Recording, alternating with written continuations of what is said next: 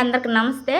7 కోడిగుడ్లు, కొబ్బరి, 2 టమాటాలు, కొంచెం అల్లం, 2 పెద్ద ఉల్లిపాయలు, కొంచెం కరివేపాకు, గుడ్డు పులుసు అయితే చేయబోతున్నాను. దాంట్లో కావాల్సిన పదార్థాలు: 1 ఎల్లిపాయ, చెంచా మిరియాలు, 1 అర చెంచా మెంతులు, 2 చెంచాలు ధనియాలు, 4-5 ఎండుమిర్చి.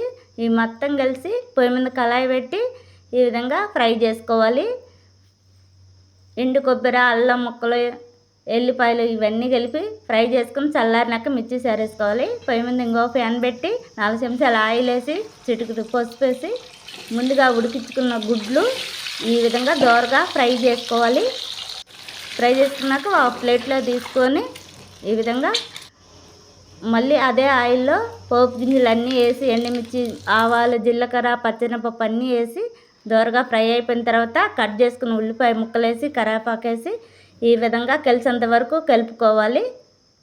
అలాగైతే అల్లం వెల్లుల్లి పేస్ట్ వేసి అది కూడా దోరగా ఫ్రై అయిపోయిన తర్వాత సన్నగా కట్ చేసుకున్న పెట్టుకున్న టమాటా ముక్కలు వేసి అది కూడా ఫ్రై అయిపోయిన తర్వాత మసాలా వేసి కలుపుకోవాలి.